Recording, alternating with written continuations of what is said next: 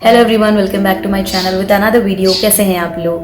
आज मैं आप लोगों को एक कहानी सुनाने वाली हूँ। एक चिड़िया जंगल में जाकर एक पेड़ से पूछती है कि क्या तुम मुझे इजाज़त दोगे कि मैं कुछ दिनों के लिए तुम पर अपना घोंसला बना सकूं? तो वो पेड़ कहता है, नहीं, बिल्कुल नहीं, मैं तुम्हें इजाज़त नहीं दूंगा, तुम जाकर किसी और पेड़ से पूछ लो।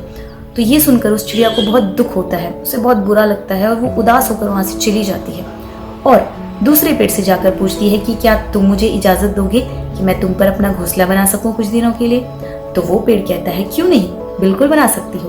तो वो चिड़िया बहुत खुश हो जाती है और अपना घोंसला बनाती है और कुछ ही दिनों में वो उसमें अंडे देती है और बच्चे भी निकल आते हैं जिनके साथ वो हंसी खुशी अपनी जिंदगी बिता रही होती है। और एक दिन बहुत ही तेज आंधी और तूफान आता है और वो पेड़ जिसने उस चिड़िया को जगह नहीं दी थी घोंसला बनाने के लिए, वो उस आंधी में टूटकर गिर जाता है, पूरी तरीके से जड़ से टूटकर।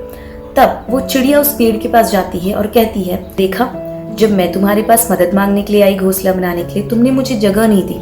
अब देखो तुम्हारे साथ क्या हुआ, यही तुम्हारे कर्म का फल है। तुमने मेरे साथ बुरा किया और देखो आज तुम्हारे साथ कितना बुरा हुआ है।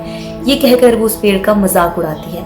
तो वो पेड़ कहता है उस चिड़िया से कि जब तुम मेरे पास मदद मांगने के लिए आई थी तो मुझे पता था कि मैं हल्की सी हवा से भी गिर सकता हूँ और मेरी जड़ें इतनी कमजोर हैं कि अगर कोई आंधी तूफान आए तो वो मेरे साथ तुम्हें और तुम्हारे परिवार को भी खत्म कर देती।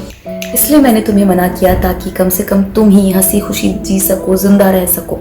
मैं जानता था कि अगर तुम मुझ पर घोंसला बनाती तो मेरे साथ साथ तुम भी खत्म हो जाती और तुम्हारा परिवार भी, इसलिए मैंने तुम्हें मना किया। ये सुनकर उस चिड़िया को बहुत बुरा लगता है कि मैंने इसे गलत समझा।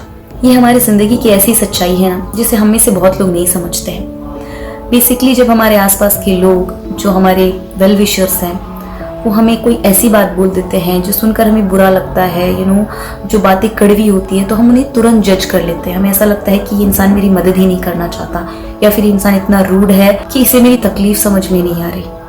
और ऐसे लोग कौन होते हैं? हमारे पेरेंट्स, हमारे टीचर्स या हमारे वो फ्रेंड्स जो जेन्युइनली हमारी भलाई चाहते हैं।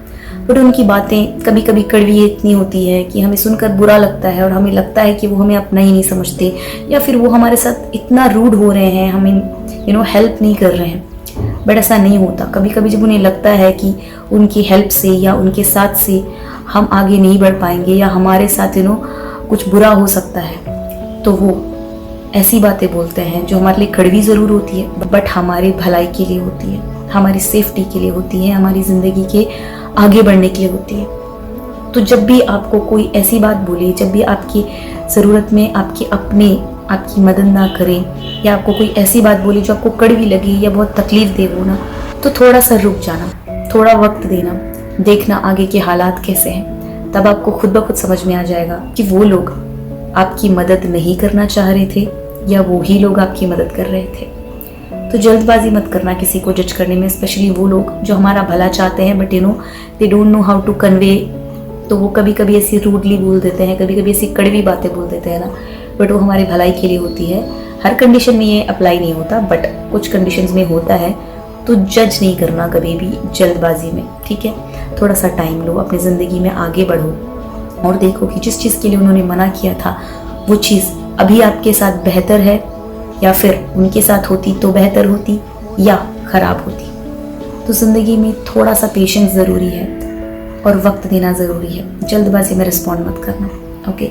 हर कोई अच्छा भी नहीं होता और हर कोई बुरा भी नहीं होता, ओके? उम्मीद करती हूँ आपको ये कहानी अच्छी लगी होगी। अगर आपको ये कहानी अच्छी लगी है तो please do like, share and comment below कि आपका क्या ख्याल है। और इसी तरह की और कहानियाँ सुनने के लिए इस चैनल को सब्सक्राइब करें, ओके? तो मिलते हैं नेक्स्ट वीडियो में। तब तक के लिए be happy, be healthy, keep smiling, keep shining, bye.